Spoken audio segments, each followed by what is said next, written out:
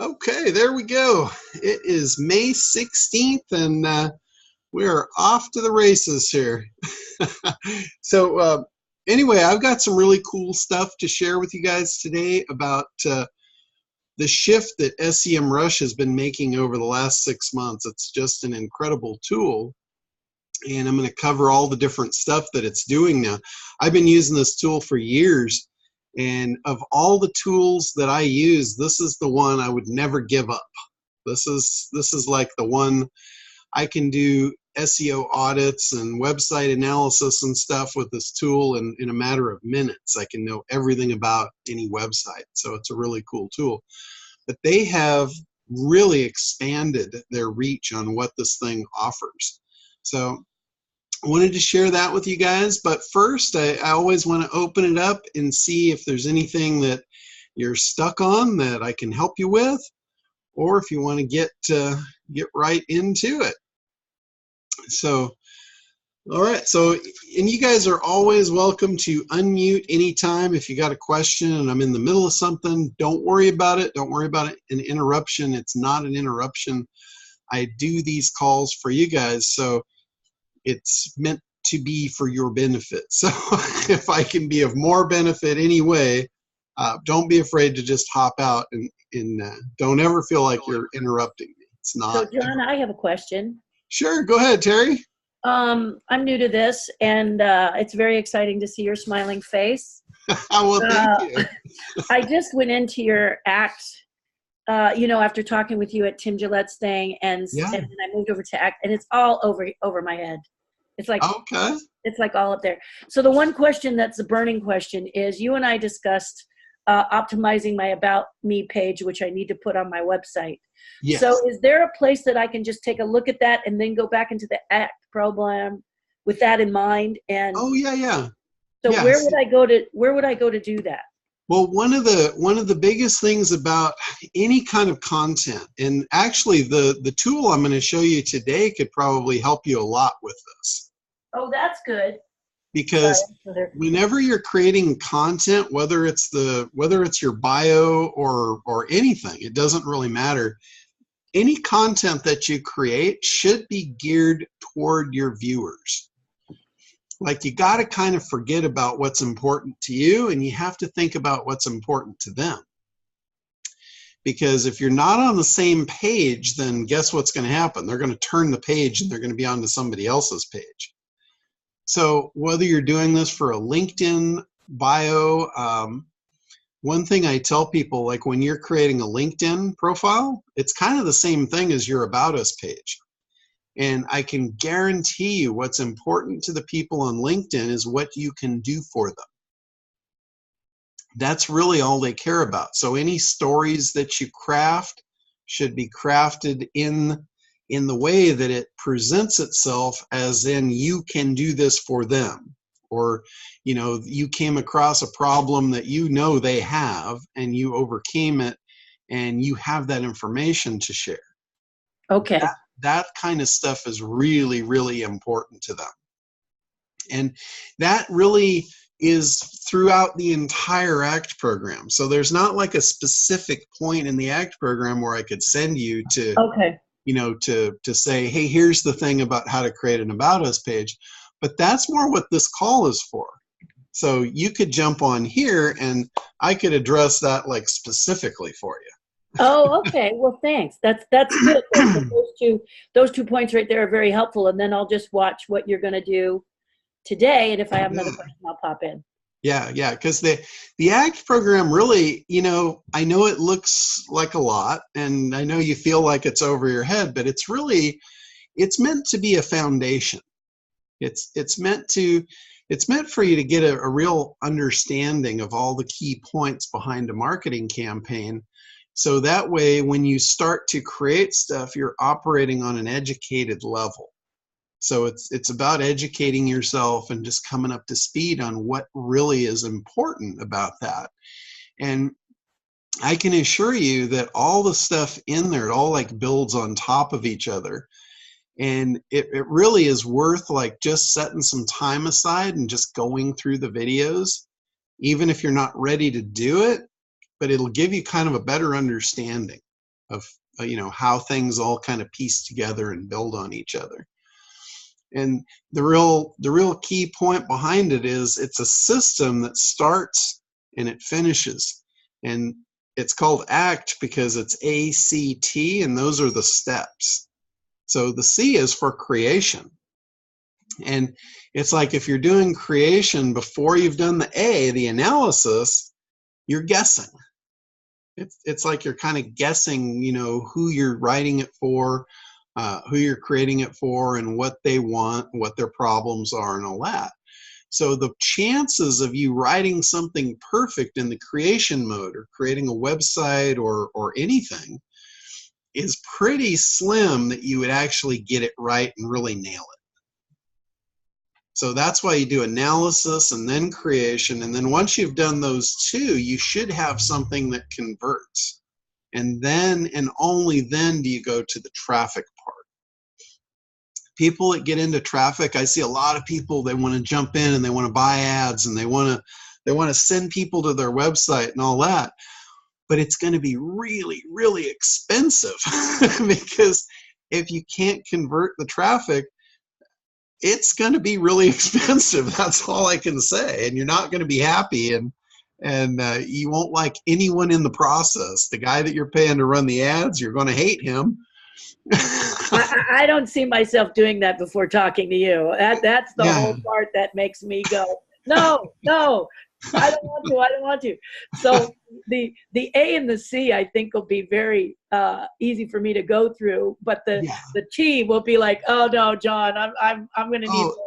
By the time I can tell you this, by the time you really master the A and the C, you will be excited about the T. Okay. I'm going to trust you on that one, man.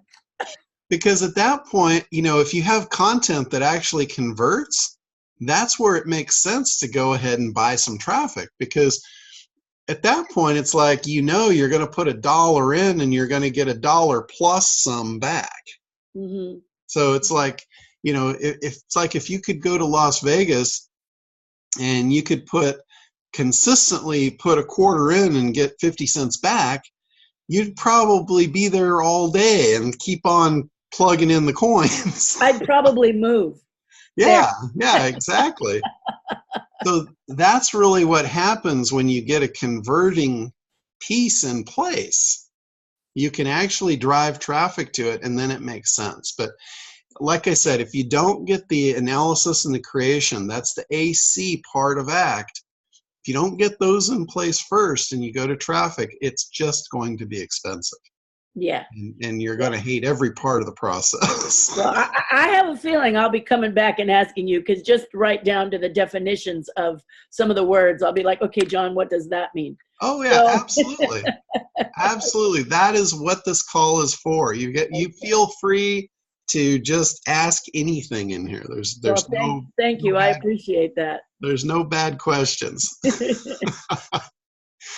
So anyway, for anybody that hopped on, her original question was, how do I write my About Me page on her website? And the general consensus to the answer is, be more concerned with who you're writing it for than writing about what's important to you. Same thing with LinkedIn. If you're creating a LinkedIn profile, make sure you're writing it to solve a problem for somebody that's going to see you on LinkedIn. Because, everybody goes and they treat LinkedIn like a resume. And that's great if you're trying to get a job, but I don't think anybody on this call is looking for a job. We're looking for clients. We're not looking for a job. So what's important to a client is what you can do for them. Clients are on there, they have problems and they're looking for solutions. So if you can align yourself with a solution to one of their problems, you become very important to them. You attract them.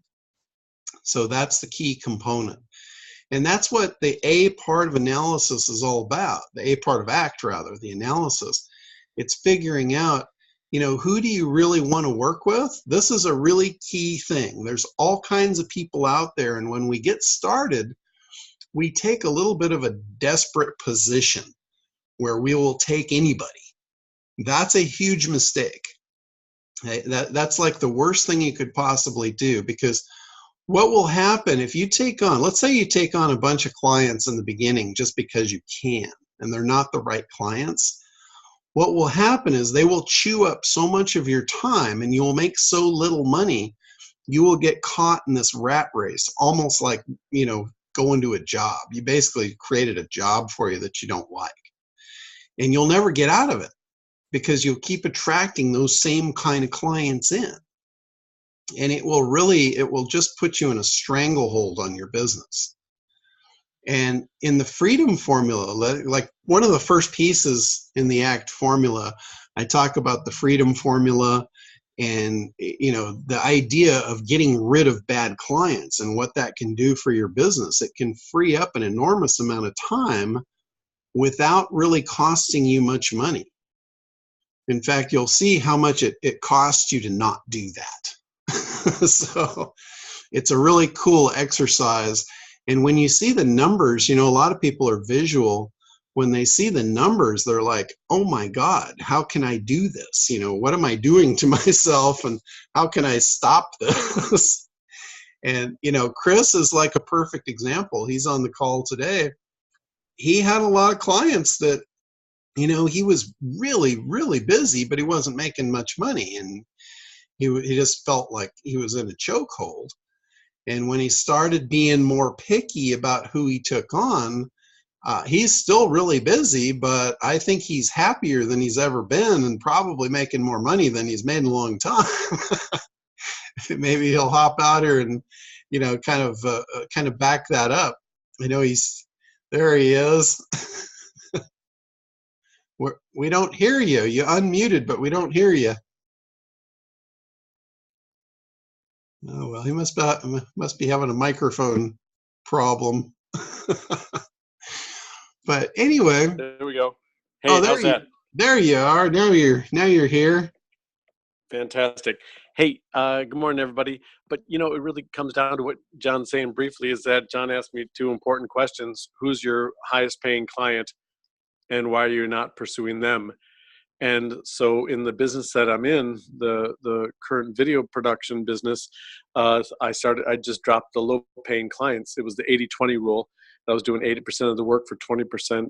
I was earning 20% of the money by doing 80% of the work.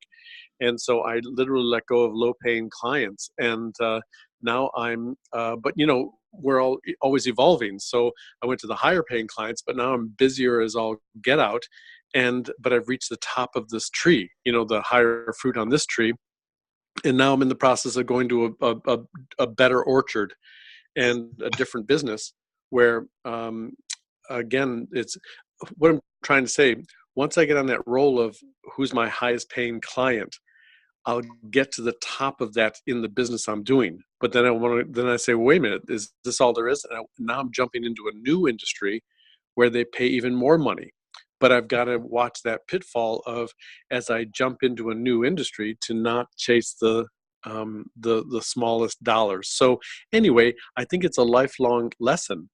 As I stop picking the bottom fruit and reach the top of the tree, eventually I'll stop and say, wait a minute, where are the bigger trees? And then move on to the next thing. So anyway, I'm involved in that now, and I'm grateful for the evolution. It's kind of addicting too, isn't it? Yep. So that, what he said there really kind of comes back to your clients too, because your clients, when, he said he got to the top of the tree and then he wanted a new tree, right? Good enough is never good enough for us. As human beings, we always want more. We are a very greedy breed. And that is the same with your customers. When you look at your ideal clients, they're on a thing we call it the timeline. And basically, the timeline starts with where they are currently. And the timeline ends with where they want to be. And generally, they have a problem that's keeping them in the position they're in, and you hopefully provide a solution to take them to where they want to be. If you plug that solution into that timeline, you're going to create demand and desire within that client to want to work with you. At that point, you educate them how they do that, why it's good for them, why you're the best solution for them, and you keep stacking on the demand and desire to work with you. Along the way, you're going to have to eliminate objections, because once you create demand and desire, the objections are the only thing that stand in the way of turning that prospect into a customer.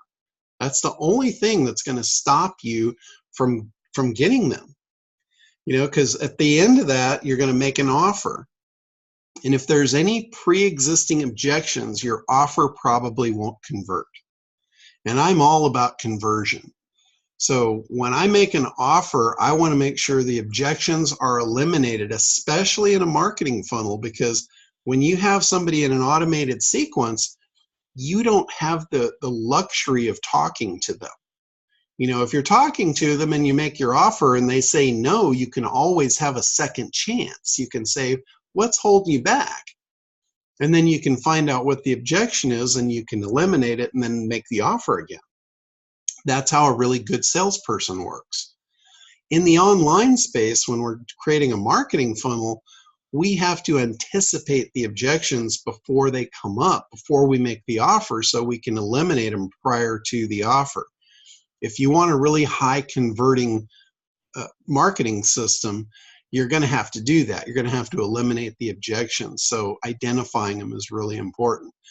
But back to the timeline, the key point I wanted to make about that timeline, and it's right in alignment with what Chris said, once your customer buys the product and they get the outcome, they're at the end of the timeline. And what that means is they're on the beginning of a new timeline. So that's where your secondary product comes in. That's where your follow-up. It's in the follow-up where you're going to make all your money. You know, they say the money is in the list. The reason the money is in the list, they'll say that, but they don't tell you what it means. And if you don't know what it means, you can't capitalize on it. So what it really means is once you have the list, you know what they need and you can make further offers to them. If you don't understand that, the list is worthless. The list is just a list. It's just a thing.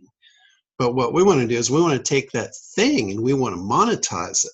We want to get the maximum value out of that list. So understanding when you get them to the end of the thing, you deliver whatever it is that you sold them, you deliver them to the timeline. Now understand there's a new timeline that begins. What do they want next?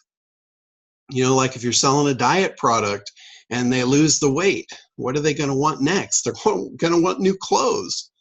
It doesn't matter if you don't sell clothes. You find somebody that does and you make an affiliate arrangement with them and you just push those people through to them and make money that way. It's like I've been using this example for years.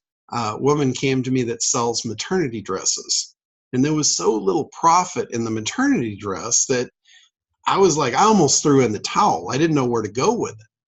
But then it came to me, I'm like, oh my God, we can give the dress away. We don't even have to make any money on the front end. We could lose money on the front end product because we know for the next 18 years what that prospect is going to need. We could sell 18 years worth of goods and services to that prospect. How much money could we make? So again, it's like understanding the timeline. You know the first thing, the process for 18 years with a baby, right? It's easy to research. You can research exactly what they'll need every step of the way, and you just be there to be the consultant and the guider and the problem solver. Because you got 18 years worth of problems to solve. You can make a lot of money with problems. The more problems people have, the more money you can make. So that's the whole thing with the timeline, which is really cool. And that's where you're going to really make your back end money, is understanding. Once you solve the first problem, what's the next problem that it creates?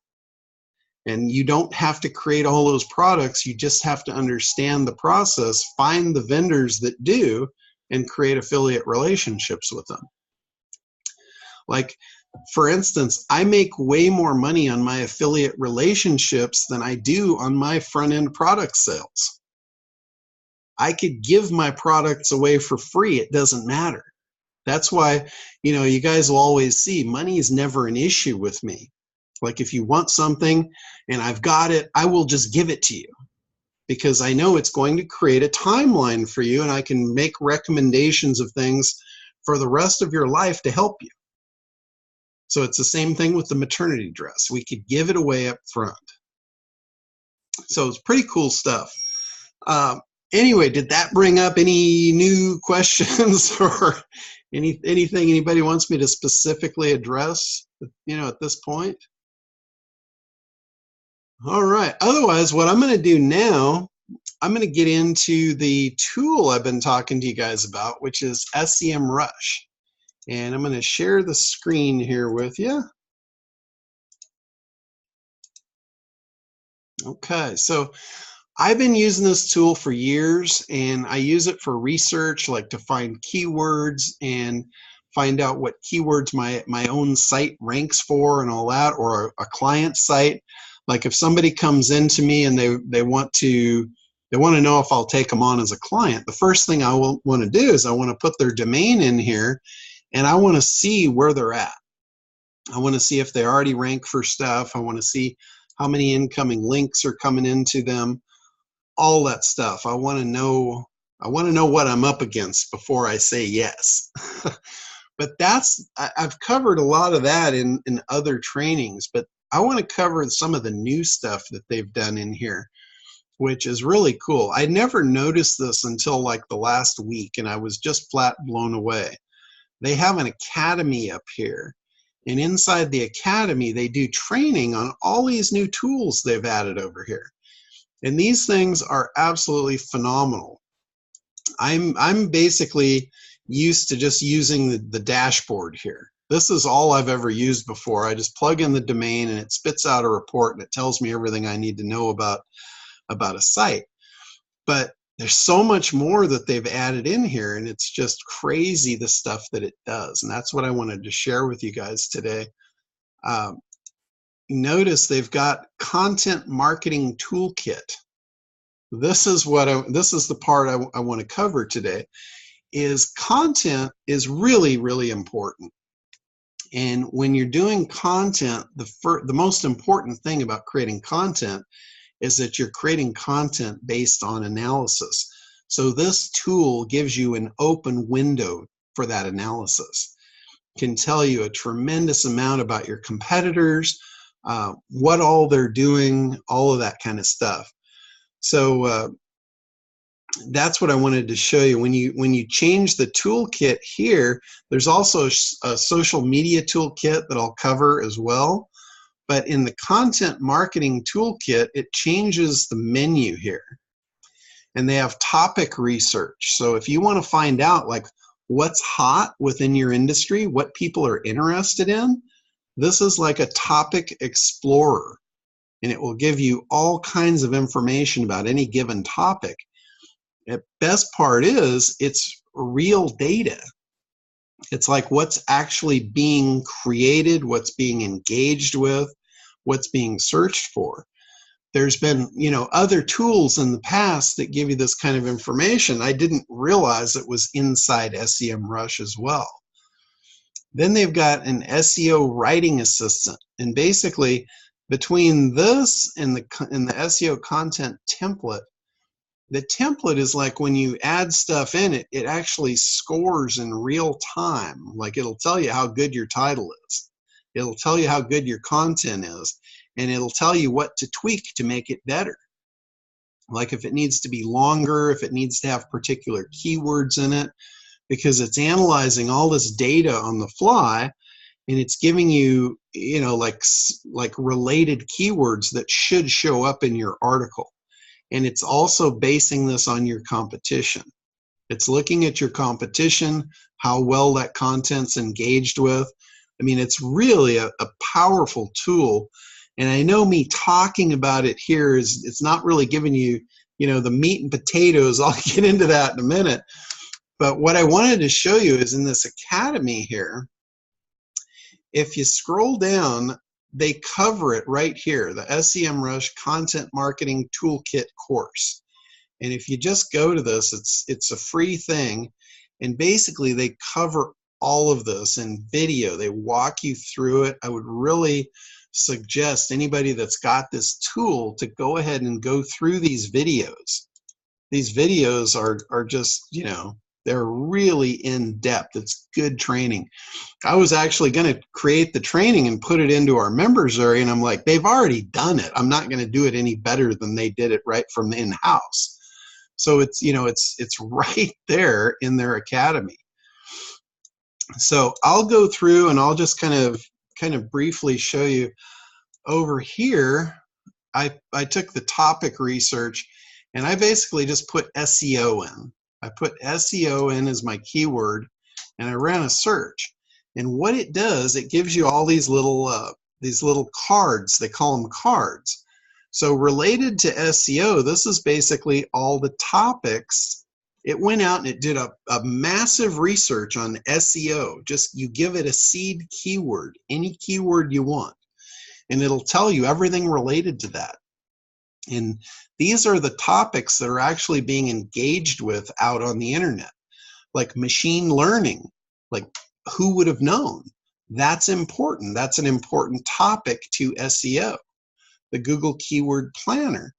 Now, every one of these cards you could create an article on that would be great content that's exactly what your audience is looking for.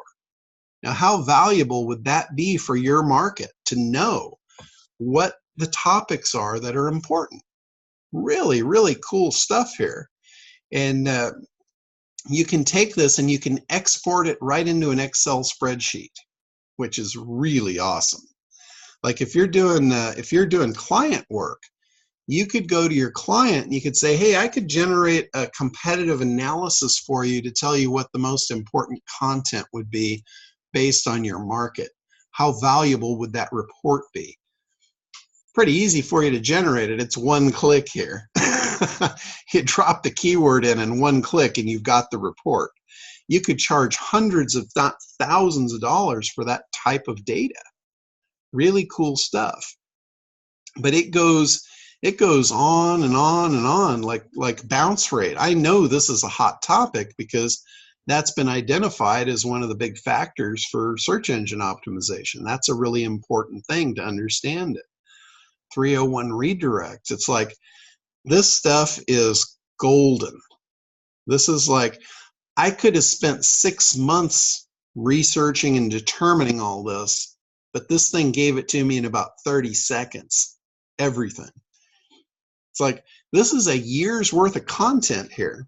It would take me a year to write articles on all this stuff.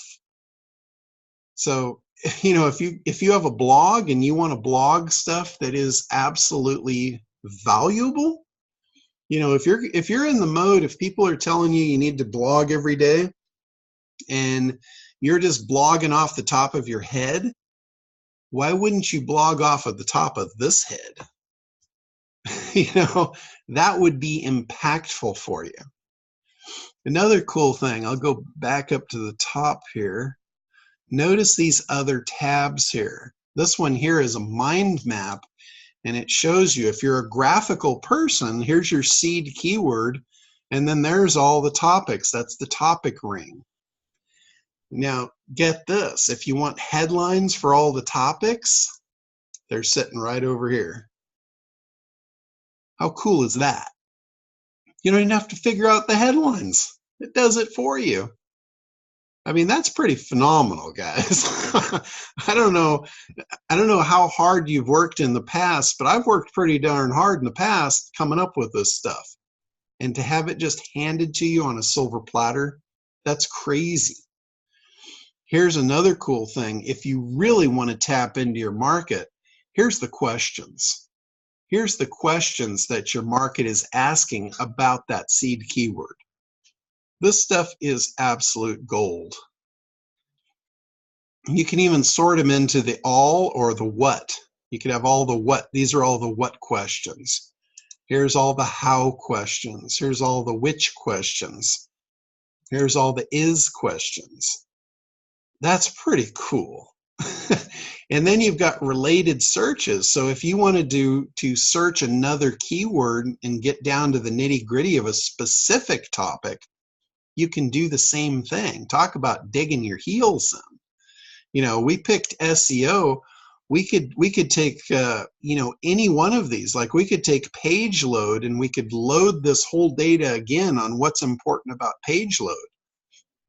We could get all the topics, all the questions, all the headlines for that particular thing. I mean, you've got to be seeing the power here at this point. Within a couple of clicks to unveil all this data is pretty phenomenal. Here's an overview tab, and again, it's back to, here's the top 10 headlines. Now we get down into subtopics, related searches. And any of these, if you click on any of these, like SEO website design, if you clicked on that, it would repopulate the entire thing based on that keyword. So, I mean, this is like, and one thing I want to caution you on, analysis is a bottomless pit. A lot of people get into the ACT program and they get stuck in analysis, and I can't pull them out. So be careful of that. Like, do some quick analysis. When I put analysis together for the ACT program, I didn't mean for you to be in there very long. I meant for you to get in, get what you need, and move on. So just like, I just want to put that out there. You want to get into content creation as quickly as possible. You have to have the analysis to know what to create. This tool helps you with that. So really, really cool stuff. Now, if you're doing search engine optimization, you're trying to rank on the search engines, content is one of the key components. The other key component is backlinking. This thing will help you backlink. Yeah, go ahead. I just wanted to ask a question before you moved on. Sure. Could you go back to the other screen and just go back to which section it was that you were referencing for title topics? Oh, sure. Yeah, I did topic research, which is right here. Right. And then on the right-hand side, you said that there was something in that row that was specific when you ran that word. Oh yeah, well let me just start it from scratch here. Like if you click on the topic research, it comes up with just enter your keyword. Right, so you would put in SEO, and Well, then you were referencing something on the right after the report came up. It was in the one where you saw the pie graph chart. Gotcha. Over. Okay. You're talking about the mind map, right? Yeah, the mind map, yeah. Okay, sure. So on the right, the mind map, you said there was something over here that would, so all of these are headline type? Yeah, these are the headlines and then the questions. Okay. So all of those on the side, outside of the questions on the bottom. Okay, sorry. Yeah, no problem. No problem at all. So that now is there a new because I had bought this in the past, but I couldn't get it to link with my Mac. Is there like an interface now that you can integrate them? This should work perfectly with Mac because it's just web-based. Okay. I'm not sure. I know I had tried to upload it before and somebody said it needed a patch or something.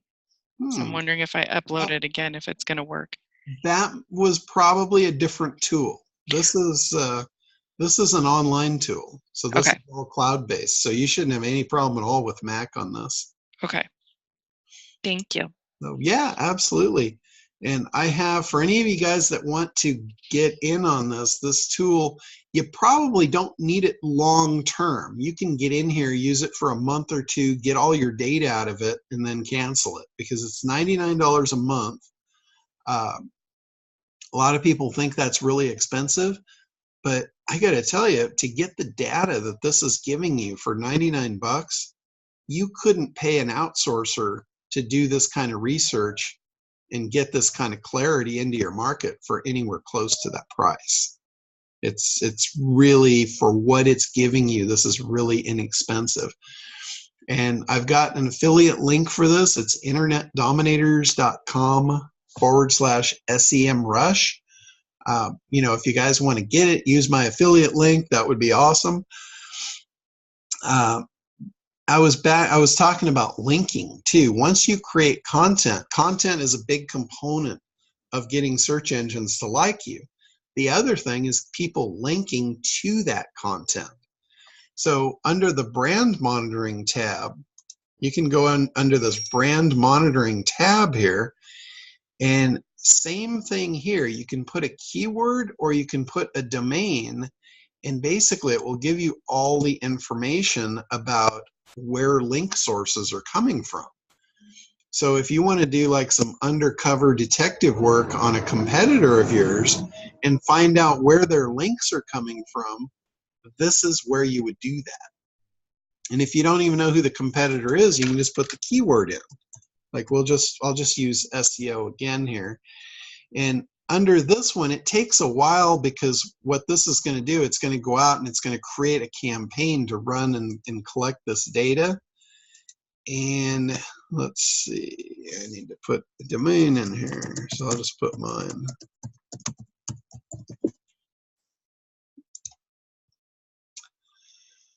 Okay. And then you can do also include, you can do exclude, you can pick the country that it's in, the language that it's in, all of that stuff. And then you set up tracking. And basically what this is going to do, it's going to go and it's going to start looking for anything related to your brand and that keyword. Like if people are mentioning your brand or people are mentioning your domain and they haven't linked to you, it'll give you a report on that. And then you can reach out to those people. You can say, hey, I noticed you're using my content. Would you mind putting a link back to my site as a reference? They'll almost always do that. They should, and really by copyright law, they have to if they're going to be using your content. That's the thing. When you create really good content, people want to use it. And you let them. You just say, just leave my links in there. When you create your content, make sure you put links back to your site. That way, when you share that content and you let people use it, it gives you those incoming links. That is really the backbone of SEO, is content and links. It's like when people link back to your site, that shows the search engines that your content is authoritative. That shows that you're the one people are pointing to for those particular keywords.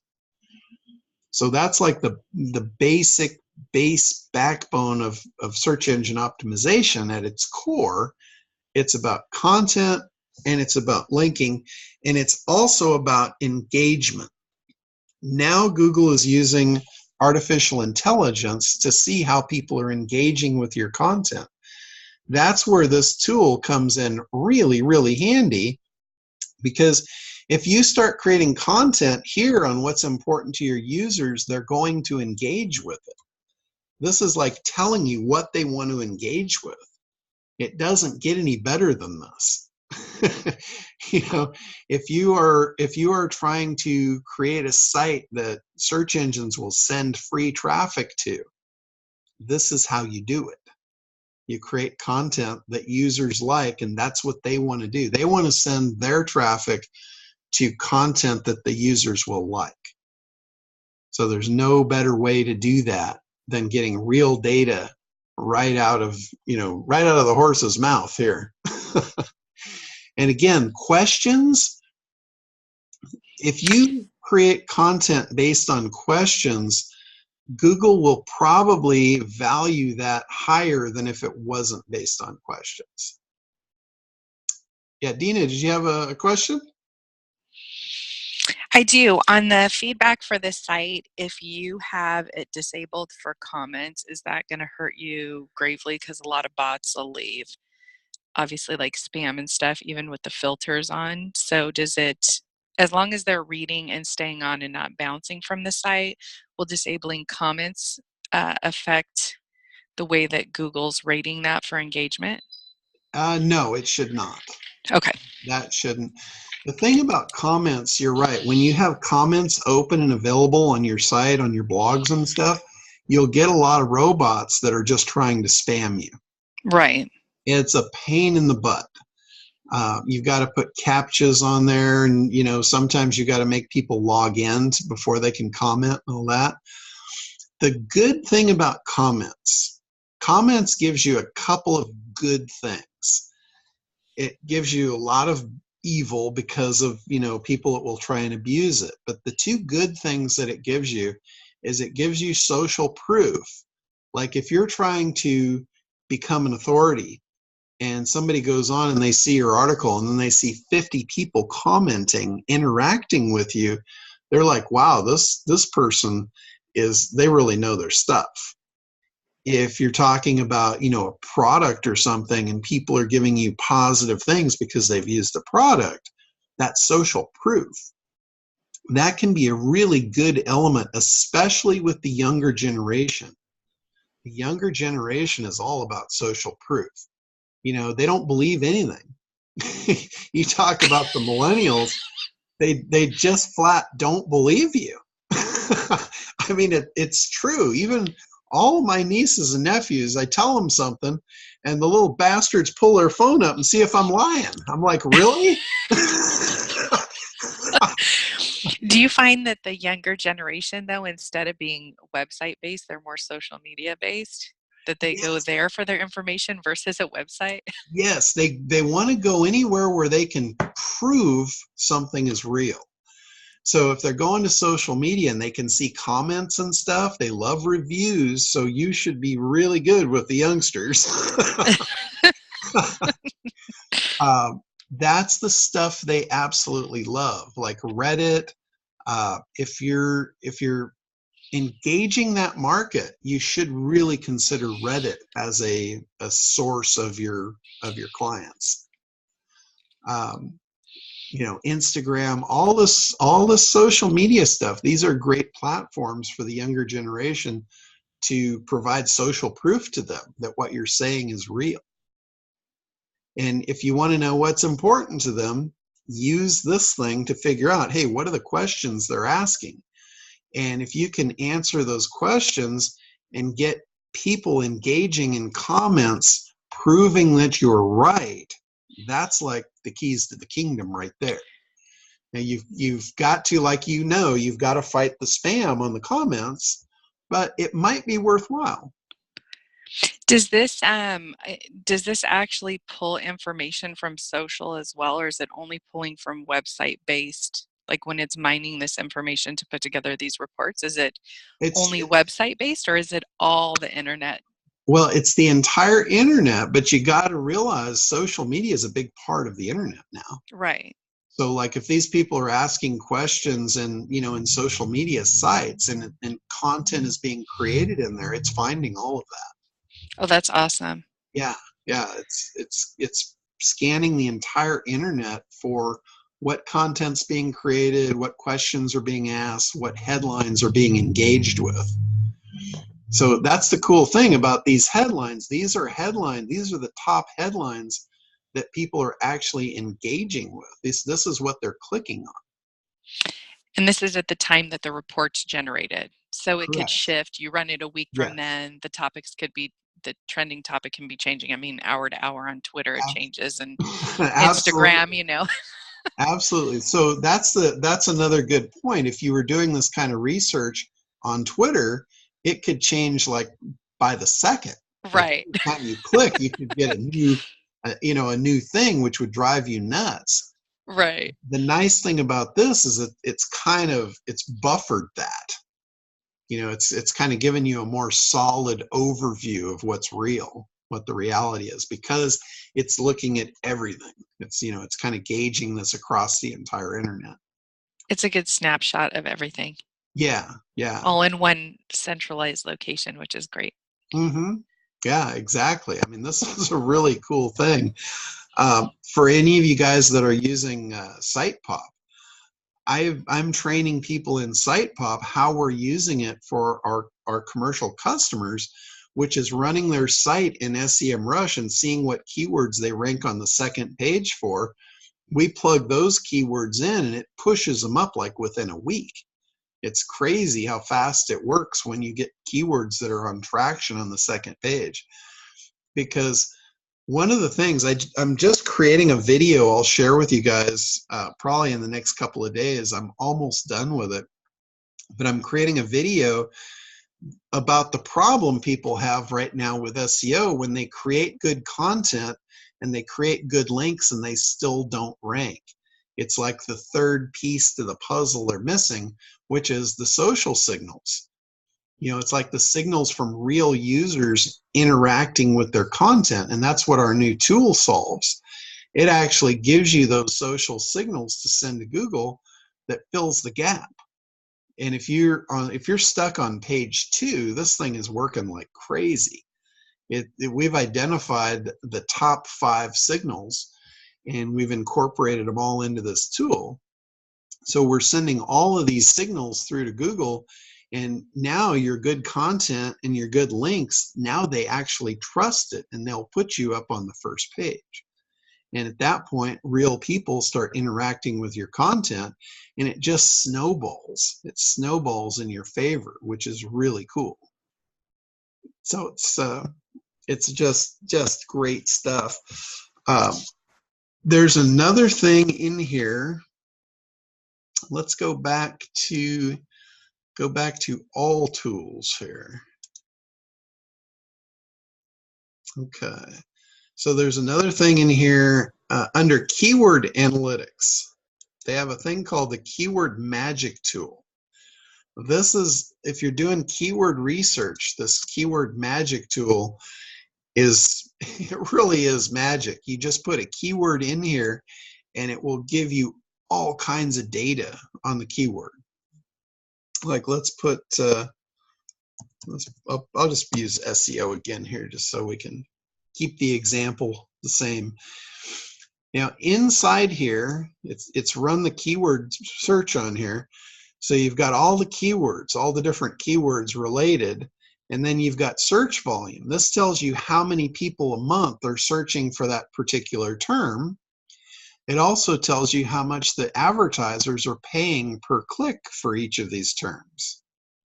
So the higher people are willing to pay, like SEO services, people are willing to pay $26 a click for that keyword.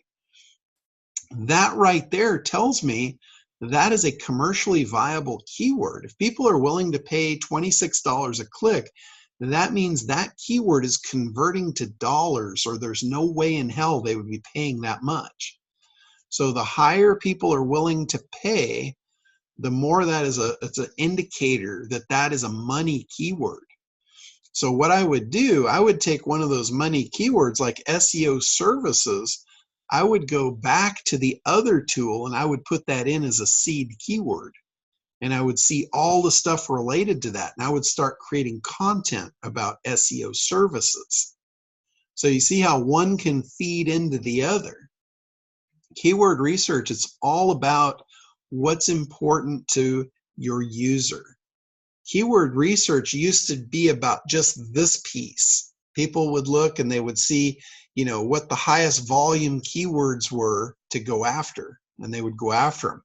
That's not the case anymore. I would take this as a seed keyword, and I would take that over and I would drop that into the other tool. Like I would go over here, I'd go back to the topic research, and I would plug that in, SEO services. And I would get content ideas related around that. It takes a little while for this thing to do what it does because it's generating a lot of data here. So give it a little bit of time. In fact, I'll come back to it in a few minutes. But like SEO tools, that's another one. People are willing to pay $10 a click. There's 8,100 people a month searching for that. So again, that could be a very good seed keyword if you were selling SEO tools. So you put your seed keyword for your industry in here and run the search, and it'll tell you all the keywords related. Let's see, some of the other really cool stuff with this. You can export this. You can export this data right into Excel, which is, sometimes it's a little easier to do that. But let's see here, what else? There's broad match, phrase match, exact match, and then related. I like the related one.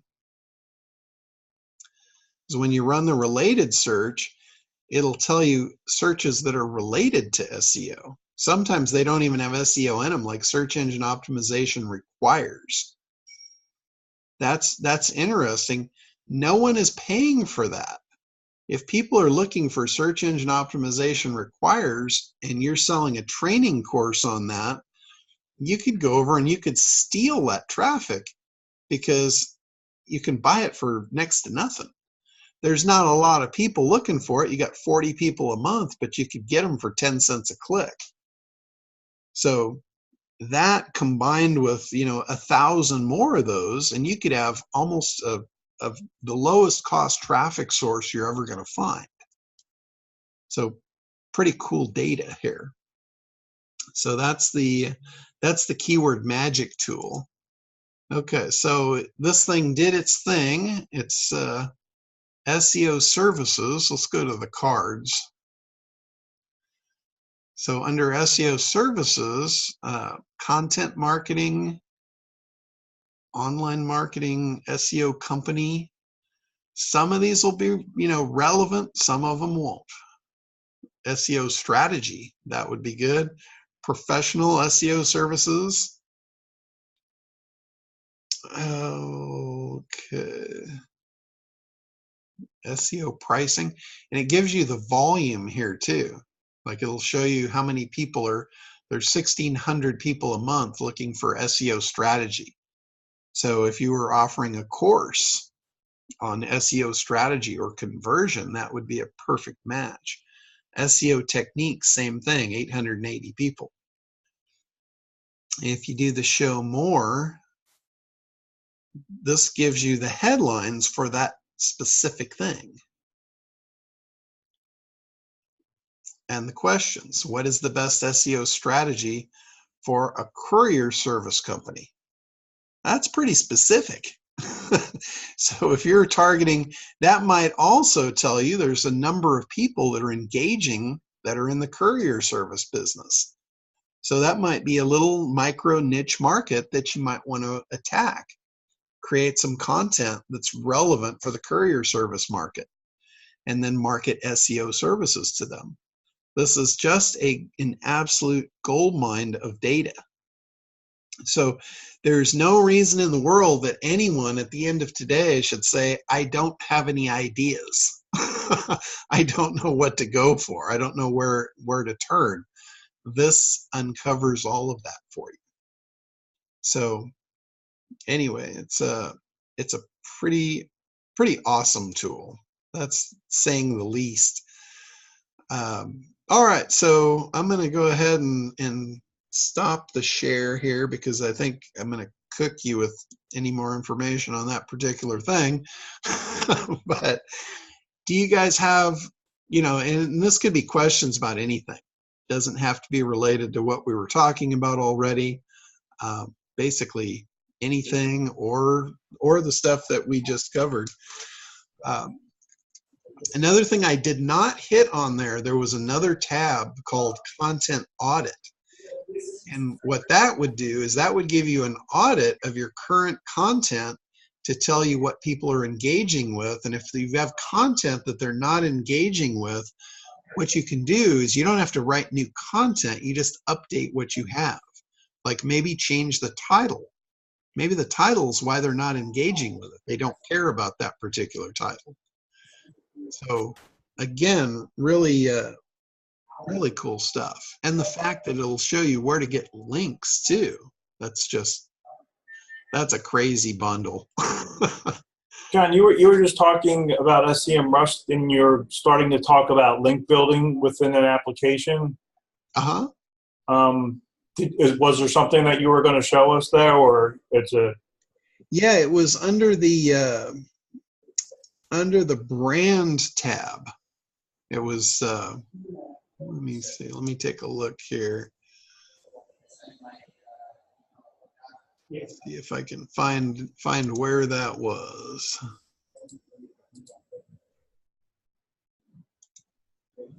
Okay, so back under the content marketing, there's a tab called brand monitoring, and I went into it a little bit, but in the brand monitoring, what you can do if you want to find out who's linking to your competitors, you would put them in and follow them with a campaign. You would run a brand monitoring campaign on any of your competitors.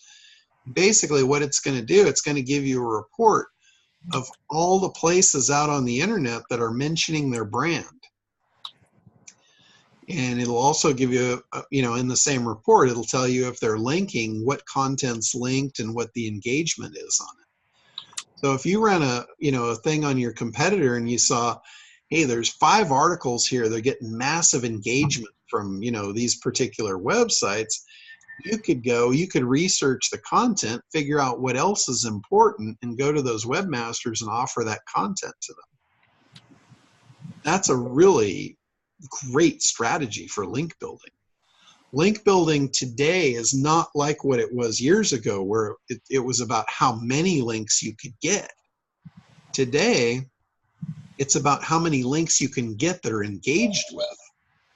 If you're getting, thousands of garbage links, that's actually hurting you at this point, because Google's algorithm is looking at, at artificial intelligence to gain its knowledge.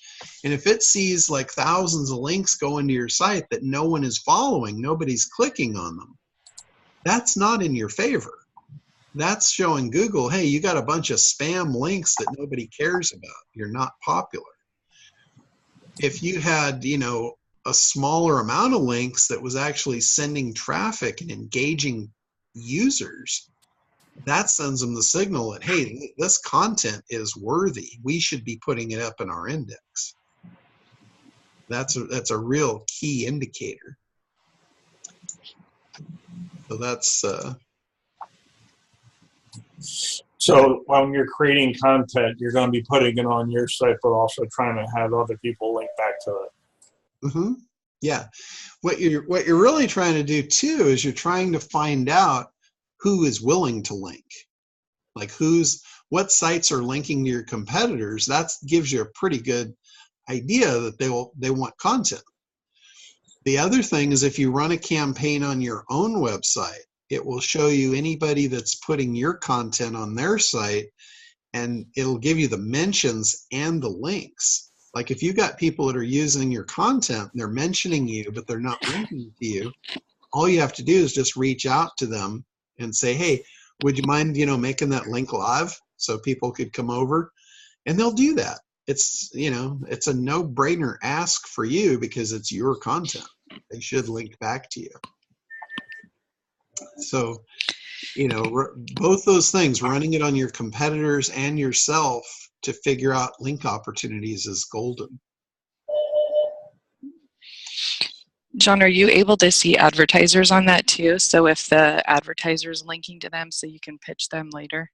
Yes, I actually didn't go into it, but there's a whole nother section. I could spend the next week inside that tool. There's a whole section in there about advertisers. It'll give you all the advertiser data too. It'll show you what's being advertised under what keywords, all of that. So it shows you like the back end of their affiliates? Mm-hmm. Perfect. Yeah, you can get so much data out of that tool. It's crazy. It's it really is like having a crystal ball. Another thing too, if you run, like, let's say you put any domain into it.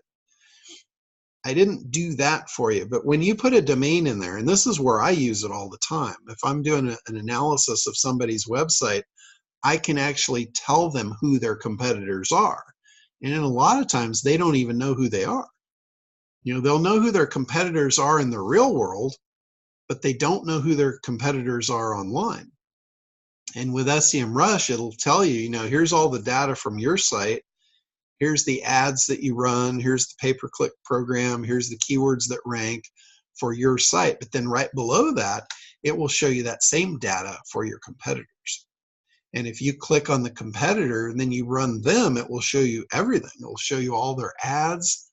It'll show you if they're advertising in display networks. It'll show you all that stuff. Joe wants to know, what if your site needs a lot of work? This is a perfect place to start, Joe, because this will tell you how to fix it. There was another section in there in the content section where it would actually analyze your content and tell you how good it is. Okay, so, but I can't know who my competitors are based on the content on my site now. Oh, correct. All you have to do is run a keyword. If you know the keyword for the industry, it will tell you the competitor. All right, so I got to do that. Okay, I got you. There's steps. Yeah, you can find the competitors very easily just by running, a keyword search in there. Okay, which then I ask you, how do you find your keywords? The keywords, you go to the keyword magic tool. I understand. Okay. It's just like one question after another, and it's yeah. Well, it's easy. For you, it's easy, John. It's all kind of intermixed. That's why when you start, you're really trying to find the market. Right. You start with the market, and then you look at the market for, okay, who's my most profitable customer? And the three things to a profitable segment. Actually, it's a segment. It's not. We're not even to the customer yet. You're looking for the market segment first. Okay. And the way you validate the market segment for being profitable is it's got to be a big enough market segment to justify your sales goals. The people in that segment, they have to have two qualities about them. They have to have the willingness to buy the product, and they have to have the ability to buy the product. They have to be able to afford it. So if you've got all three of those things, you've got a profitable segment. Yeah, okay, I got that. So it comes down to the size, the willingness to pay, and the ability to pay. Like if the problem is big enough, they'll be willing to pay, but they might not be able to afford it. So you're missing a component there. But if you got all three of those components, then you move to the next step, which is, okay, now we've got the segment. Who's the ideal person inside the segment? And then you build your avatar. That's where you figure out, okay, what's important to this person. That's where your keyword research can start there. That's where you can start putting those seed keywords in and really getting an understanding of what's important to that person and what content is important to them. Okay, so that's exactly where I am now. Okay. I'm trying to figure out the keywords for my avatar, but so I'm starting to understand like the numbers, like the cost per click and the volume, and then how difficult it would be to rank with that. So that's where I am. I'm still trying. So that's another question. So I only need 3 keywords. Is that the goal? Have 3 keywords for my website. Here's the thing with keywords. You want as many keywords as possible, not just 3. Okay, let me refine that. My basic website, like the home page, just the framework. Is that where I place my 3 keywords? And then all the other keywords, I understand I can do like a blog or an article or something like that, right? Well, here's what you want to do. With keyword research, what you want to do, you want to figure out first your market segments. Like if you only have one market segment, you might have 1 seed keyword. If you've got 3 major market segments with 3 different avatars, then what you'd want to do is you'd want to do keyword research for each one of those segments. Okay. And then those segments become now the silos on your site, which basically that's just categories. Okay. Within the category, like I'll make this simple for everybody. I'll use the example of real estate. So you have 2 main segments there. two market segments. You've got buyers and you've got sellers. So on the home page, you would break it up into two categories, buyers and sellers. When they click on it, if they click on a buyer, somebody that wants to buy real estate or buy a house, now you've got different market segments of the buyers. You know, you've got the segment of the single mom just trying to get by. She's looking for affordability, just to put a roof over her kids' heads. You've got the growing family that's looking to go to suburbia and get a bigger house and, you know, have all the bells and whistles. And then you've got the bachelor pad.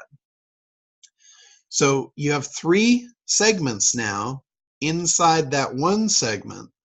And now you're going to do keyword research on each one of those segments. Like on the bachelor pad, you might run that seed keyword in there and you might find 10 really good topics. Each one of those topics, when you start to create the content, might have 10 related keywords to it. So that page could wind up ranking for 10 keywords. And you've got 10 of those topics, so that could be 100 keywords in that one little sliver of a segment. And that tool will reveal all of that stuff. Like when you start doing the copy, there's an SEO copy template in there. So you plug in your headline, you start creating content, and it's going to recommend keywords to be added in there that are relevant, that are related to that. So you want to wind up with as many keywords as possible, because here's how I think about keywords. I think about keywords as rooms in a hotel. Your website is the hotel. If you only have one room, you're not going to make much money. You're only going to have one customer a night. But if your hotel had 1,000 rooms, that's 1,000 doors to come in. Every one of those keywords is another access point to your website. It's a door to a room inside your website. Okay, can I tell? That is a great analogy, because now it all, you know, the real estate example and the hotel, because I was actually looking at my website as a billboard. I said, oh, this is a billboard. Once I put the words up there, it's going to be static. No, what it is, it's a bunch of sales offices. You think of it as a hotel, and every door in the hotel, there's a salesman behind it for a specific topic. Okay, but now I want a 7-star hotel. Like they have in the average. Spectacular content behind each one of those doors. Yeah. So actually, I might go with a Motel 6 also. Hey, you got to start somewhere. Yeah. But that's awesome, John. Thank you. Yeah, if you keep that analogy in mind, that every one of the keywords is another opportunity to bring someone in and cater to them, just like a hotel. You know, if you've got 10 rooms, you can only cater to 10 people. So in our case, it's not people, it's market segments. It's like each keyword might represent, on the volume, it might represent 800 people. So that one room, by adding that one room to your hotel, you can now serve another 800 people a month. That's worth building. That's worth building a room. So that content, every time you create a piece of content, that's another room in your hotel. How many people that room will visit or draw in is the volume of traffic based on that keyword.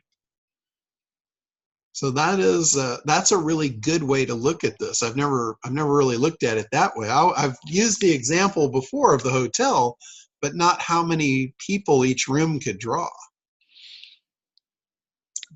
So John, when you talk about the silos, right, underneath each segmented group that you've made an avatar for, would you actually segment those on the website, or just house them, or the content can be housed in like vlogs, videos? It doesn't matter? Or would you actually recommend like segmenting them off? Like in the real estate thing, I would think you almost would need 2 segmented boxes, because buyers are very unique from sellers.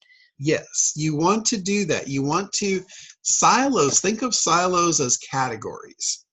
So when you create clear structure in your website and you have clear categories, your site now becomes user friendly because somebody can get to what they want very easily by clicking.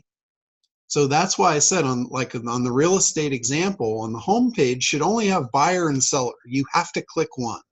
You have to self-select who you are. So if you click on the buyer, now you go to a sub page that's now your new home page for buyers. So at the very top, you have a home page for your website, which is, your two categories, or you might have 3 or 4 or 5. But your homepage should be basically a self-selector for who you are, because anyone can land on your site. So you have to figure out, which ones do I want to serve? And if there's markets you don't want to serve, don't put a silo on there because you don't want to attract those people. Forget about them. Focus on who you want. Focus on the profitable markets. So when you identify those profitable markets, those now become your categories or your silos. And then inside that becomes a new homepage for the categories of content that's important in that silo. So it's all about categorization, and Yahoo actually came up with that standard. That was one of the very first standards that came into play in SEO, was categorization. And Yahoo was an alphabetical directory when it first started. It wasn't even a search engine. It didn't become a search engine until much later. But they set the standard for whether a site was worth being in their index or not by, is it categorized? Is it easy to understand? Is it user friendly? So if you had like 10,000 blogs and they were just like in a big jumble and nobody could find anything, Yahoo wouldn't even consider you as a candidate. They wouldn't even put you in.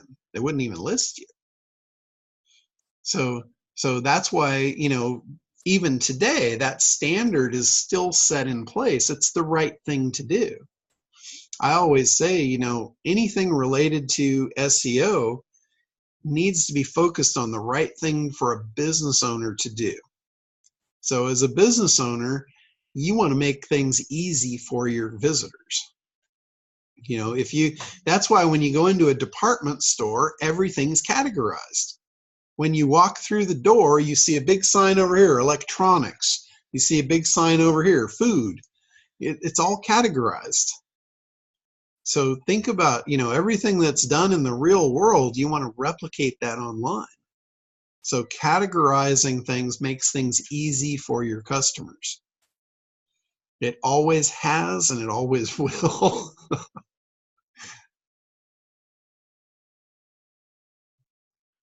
All right, so I put the link up there, the internetdominators.com/SEMrush, if any of you guys are interested in checking that out. And I'm open to stay on here if you got more questions or anybody else.